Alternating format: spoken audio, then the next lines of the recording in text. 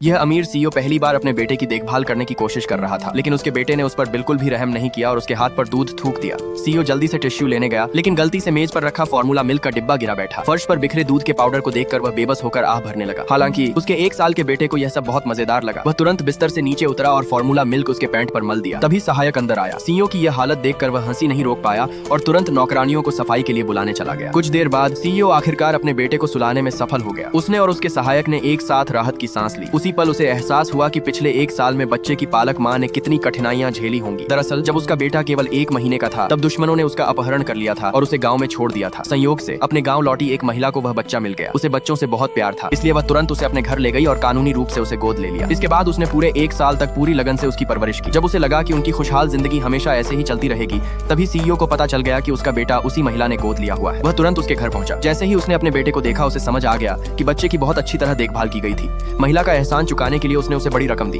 लेकिन जब वह अपने बेटे को साथ ले जाने लगा तो बच्चा महिला से कसकर लिपट गया और जाने से साफ मना कर दिया। तभी सीईओ को एहसास हुआ कि उसका बेटा अभी इतना छोटा है कि अचानक उससे अलग नहीं हो सकता। इसलिए उसने महिला को अपने कंधे पर उठाया और फैसला किया कि वह उसे भी अपने घर साथ ले जाएगा। घर लौटने के बाद उसने महिला को अपने परिवार की स्थिति समझाई। बच्चे की जैविक माँ का 1 साल पहले निधन हो चुका था, इसलिए वह महिला को बच्चे की अस्थायी नैनी के रूप में रखना चाहता था। जब बच्चा उस पर निर्भर रहना छोड़ देगा, तब वह स्वतंत्र रूप से जा सकती थी। भविष्य में सीईओ बच्चे की अच्छी देखभाल करेगा या नहीं, इस चिंता में महिला के पास उसकी बात मानने के अलावा कोई और विकल्प नहीं था। उसी रात बच्चे को तेज बुखार हो गया। सौभाग्य से वे उसे समय पर अस्पताल ले गए और उसकी जान को कोई खतरा नहीं हुआ। महिला ने सीईओ को बताया कि बच्चा बहुत कम बीमार पड़ता है, लेकिन जब भी उसे बुखार आता है वह तेजी से बढ़ जाता है। उसने यह भी बताया कि बच्चे को मूंगफली से एलर्जी है और उसकी कई आदतों के बारे में विस्तार से समझाया। यह सब सुनकर सीईओ बहुत भावुक हो गया। वह समझ गया कि महिला सचमुच उसके बेटे से दिल से प्यार करती है। एक दिन महिला के पिता अस्पताल में भर्ती हो गए, इसलिए उसे उनसे मिलने के लिए छुट्टी लेनी पड़ी। महिला के न होने पर सीईओ को अपने बेटे को ऑफिस ले जाना पड़ा। कंपनी के किसी भी कर्मचारी ने कभी नहीं सोचा था कि उनका सख्त और प्रभावशाली सीईओ वास्तव में एक बच्चे का पिता भी है। तभी सहायक ने उसे याद दिलाया कि मीटिंग शुरू होने वाली है। सीईओ ने पहले बच्चे को सहायक के पास छोड़ने का सोचा,